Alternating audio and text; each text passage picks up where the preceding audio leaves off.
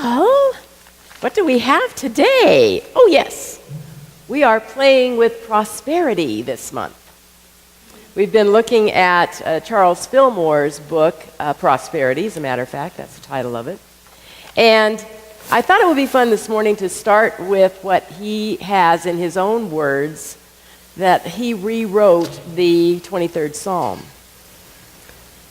The 23rd Psalm in Charles Fillmore's words are, "The Lord is my banker. My credit is good. He maketh me to lie down in the consciousness of omnipresent abundance." Can you feel that?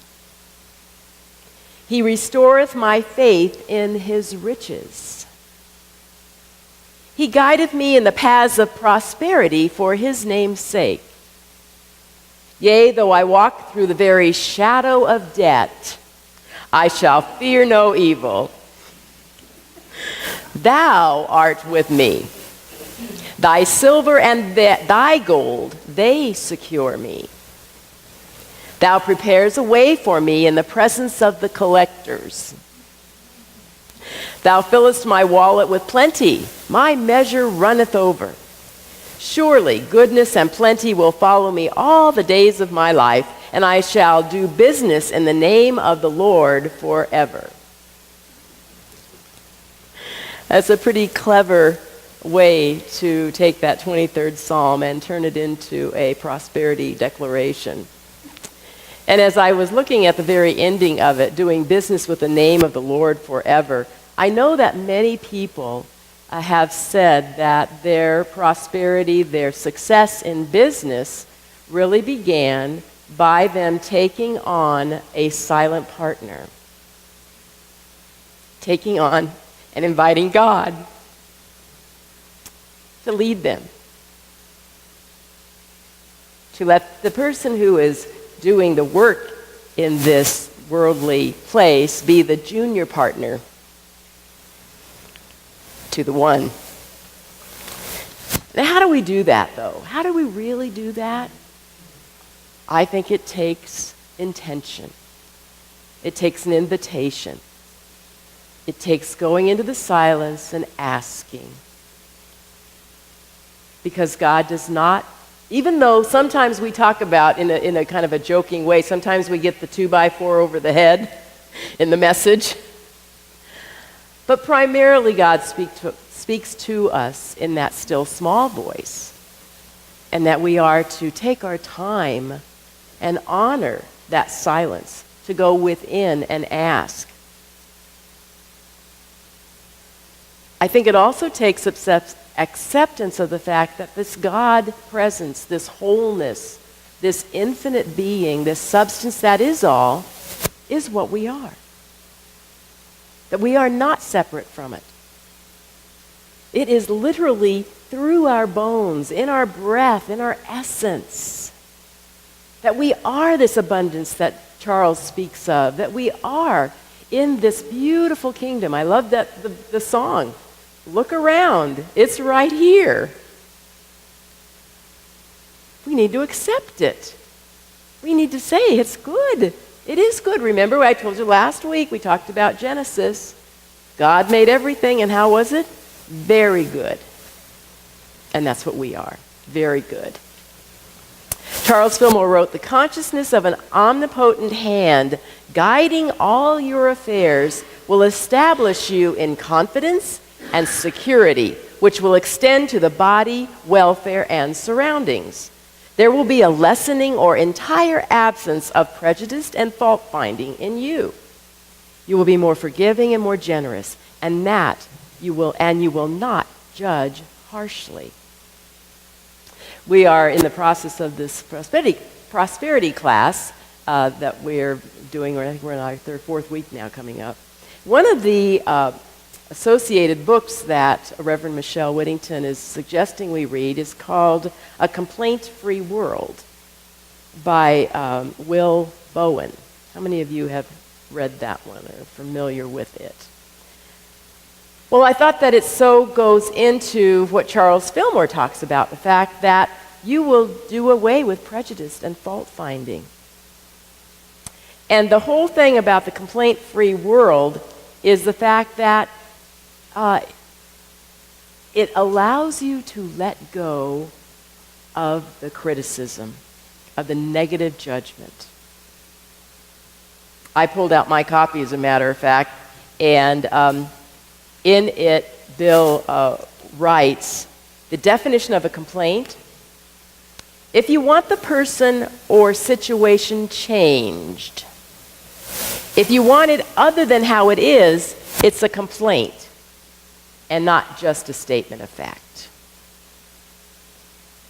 It reminds me so much of the work of Byron Katie, Loving What Is, of Ram Dass, of Eckhart Tolle, of sinking into this knowing that all is well, no matter what it looks like, that God made everything good, and somewhere in there is the good.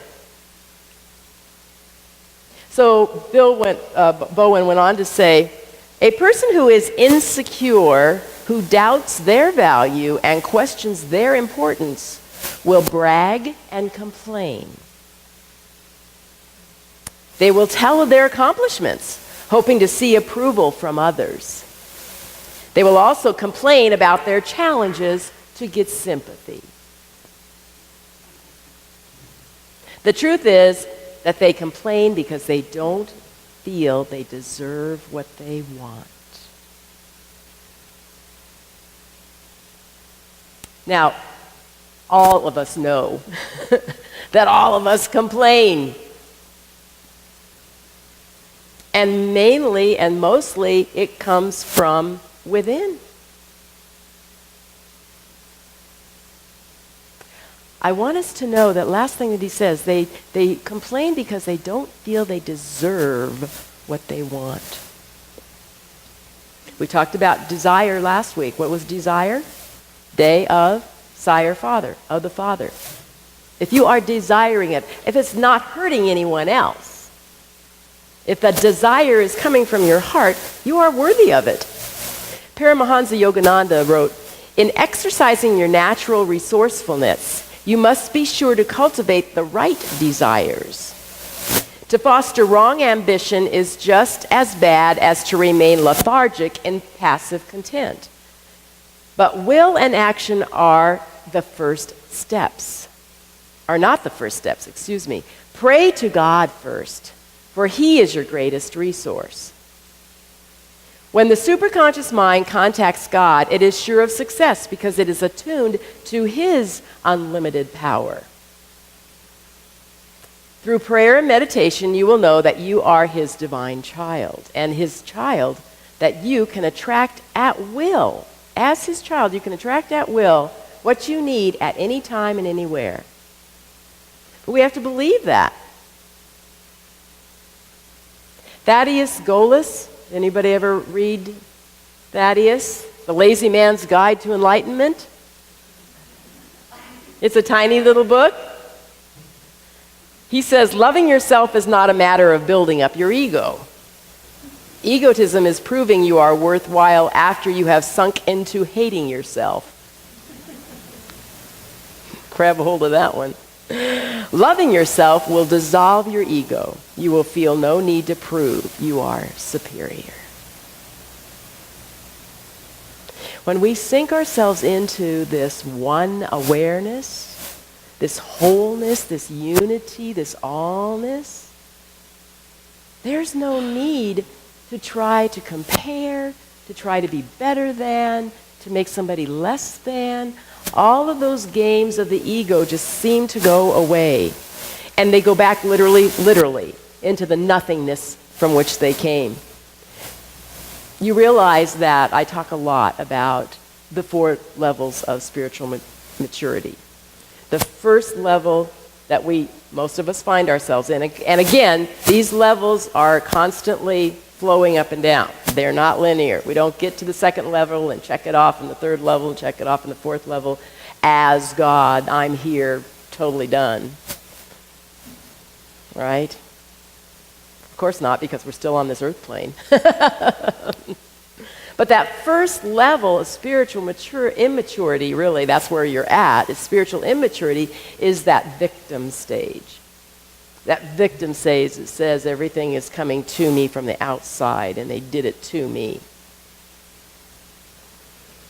And so this complaint-free world is kind of an interesting challenge, because what he's giving us is this idea that you have a 21 days of no complaining. Consistent, day after day after day, 21 of them, right in a row. And he was giving away purple wristbands so that you could track, if you caught yourself and you had to change your wristband, to the other wrist, and help yourself be aware, because that's really the basics of it, is to be aware of our thoughts, because that's where those complaints begin, that's where those judgments begin, it's in our head. To be aware of your thoughts and the preceding words that come out. When you hear yourself say something, in fact, when we were in class Monday, one of the students had gotten this book and just into it. This is a great book, da da da da. And then literally within 2 minutes, something was said about the situation in the world and all the different politics or what's coming up, in our arena here. It says, can you just believe what's going on around here now? And then he just started laughing at himself. I can't believe it. I just was talking about not having complaints, and look at what I just did. It is just so in our behavior. And so to become aware of maybe put a wristband, whatever you want to do to remind yourself. But in the beginning of the book, he's got this cute little illustration. It's a cartoon character thing, and there's a guy sitting behind a desk, and he's got a sign that says complaint-free wristbands in front of his desk. And there's a whole line of people waiting in line for their complaint-free wristbands. And so the first guy in line comes up, and he's got his arms like this, and he looks at him, and he goes, "Purple?"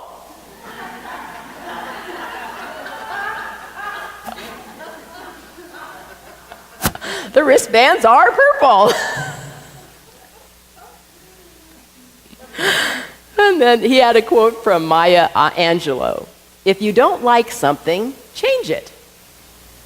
If you can't change it, change your attitude. Don't complain.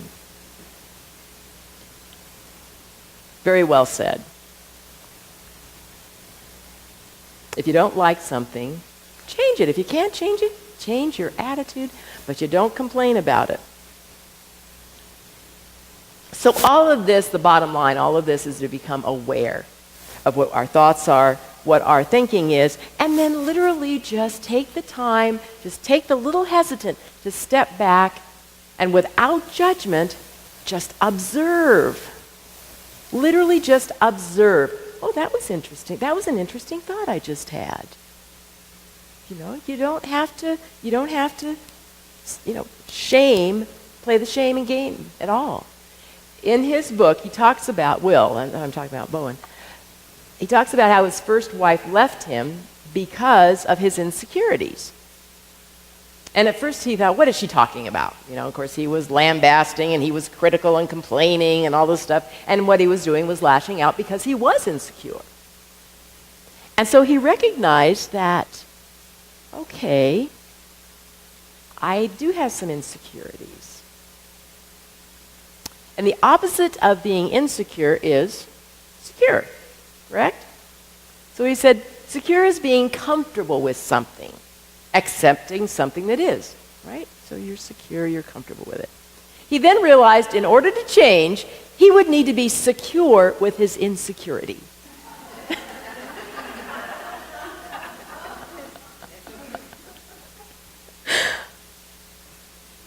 And so what he ended up doing was that he developed a character. Do you know, remember the Bugs Bunny cartoons, that Tasmanian devil that always was spinning around with the energy and everything? And so he named him Sylvester. And every time one of these came up that said, you're less than, or you need to compete, or some kind of a judgmental type of thing, comparing himself to others, he would talk to Sylvester. And he would tell Sylvester, thank you so much. I know you're just trying to help me. And he would then go into journaling. He would write a lot and tell Sylvester what a good job he's doing. He appreciates it, but that I can live my life in another way now. I don't have to be pulled in. And so the more and more he became comfortable with his insecurities, the less they came up, because he became secure. No resistance. Exactly. Being in that flow of letting what is. And not putting an emphasis on it, because of course what happens when we put an emphasis on it? It multiplies. It grows. And so I thought that was so interesting. One of the stories that he brought up that he loved as a child is about a baker and a shopkeeper. And it's a little bit on the lengthy side, but I thought that it was worth it. He said, when I was a child, one of the stories my mother used to tell was of a baker, a stranger, and a miserly shopkeeper. In this story, one of my favorites as a child, the stranger enters a small village seeking food and shelter for the night. When asked if they would help the traveler, the miserly shopkeeper and his wife turned the man away. The stranger then walks into the bakery. The baker is penniless and nearly out of baking supplies. Nevertheless, he invites the man in and shares a meager meal with him. Then the baker gives the man his own bed in which to sleep. The next morning, the stranger thanks the baker and tells him, whatever you do first this morning, you will continue all day. The baker is unsure as to the meaning of this strange comment. Nevertheless, he decides to bake his guest a cake to take with him. Surveying the last of his supplies, he finds 2 eggs, a cup of flour, and some sugar and spices. He begins to bake. To the baker's surprise, the more supplies he uses, the more supplies are there. As he draws out the last 2 eggs, he notices 4 more in their place. He tips the flour sack to shake out the last cup of flour, and the sack is full when he sets it down. Overjoyed with his good luck, the baker throws himself into baking all manners of delicious delectables, and soon the town square is filled with the delicious aroma of baked breads, cookies, cakes, and pies. Customers line up around the block to purchase his creations. That evening, tired, happy, and his cash register overflowing, the baker is approached by the miserly shopkeeper. "How did you get so many customers today?" the shopkeeper demands. "It seemed like everyone in town bought baked goods from you, some more than once." The baker shares the story of the stranger he had helped, as well as the man's strange blessing that morning. The shopkeeper and his wife run from the bakery and down the road out of town. They run until at last they find the man that they had refused to help the night before. "Gentle sir," they said, "please forgive our rudeness last night. We must have been out of our minds not to have helped you. Please return to us in our home and allow us the honor of sharing our hospitality with you." Without a word, the man joined them on the road back to town. When they arrive at the shopkeeper's home, the traveler is fed a scrumptious meal with fine wine and delicious confections for dessert. He sleeps in a luxurious room on a bed of goose down. The next morning, as the man is preparing to leave, the shopkeeper and his wife bounce up and down on their toes in anticipation, waiting for him to cast his magic spell over them. Sure enough, the stranger thanks his host and says, "Whatever you do first this morning, you will continue all day." Rushing the stranger out of the door, the shopkeeper and his wife dash to their store, expecting a large number of customers. For that day, the shopkeeper grabs a broom and begins to sweep the floor in preparation of the onslaught of the traffic. Wanting to make sure they have enough change for the purchases certain to happen that day, the wife begins to count the change in the till. He sweeps and she counts. She counts and he sweeps. Try as they might, they cannot stop sweeping and counting until the day is over. Both the baker and the shopkeeper received the same blessing. The baker begins his day in a positive and generous way and receives much abundance. The shopkeeper begins his day in a negative and self-serving way and derives nothing. The blessing is neutral. Your ability to create your life is neutral. Use it however you wish. You will reap what you sow.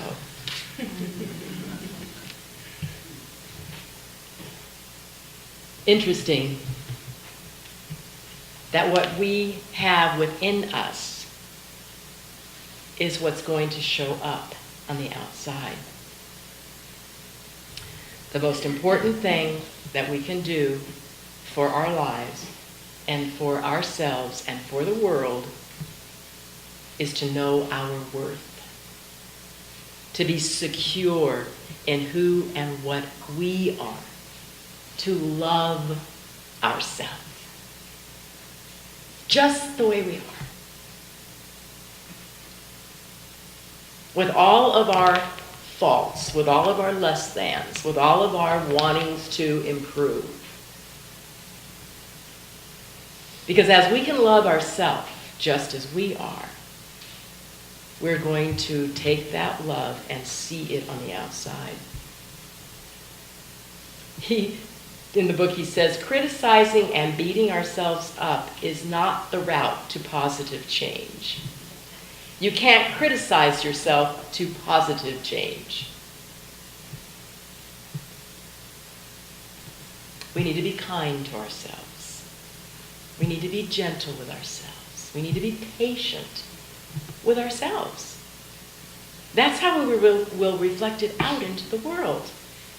And somehow or another, when I was coming up with these ideas this morning, this song just came up over and over and over again.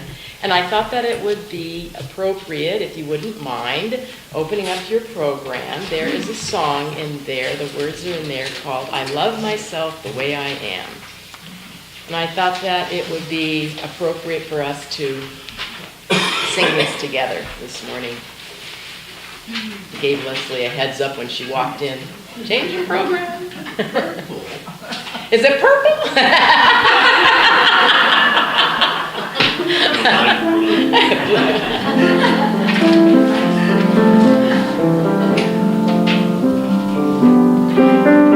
Love myself the way I am. There's nothing I need to change.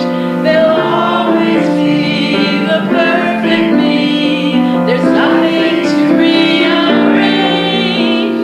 I'm beautiful, I'm capable of being the best me I can. Love myself just the way I am. I love you the way you are. There's nothing you need to do. When I feel love inside myself, it's easy to love you. Behind your fears, your rage and tears, I see your shining star. And I love you just the way you are. I love the world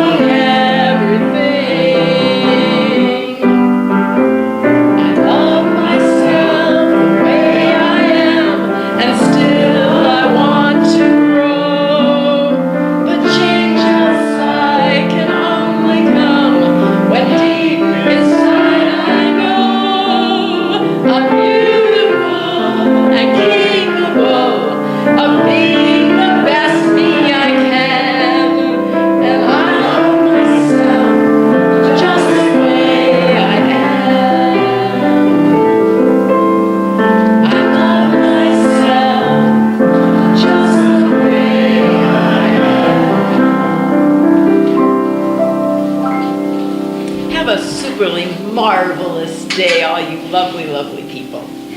Namaste.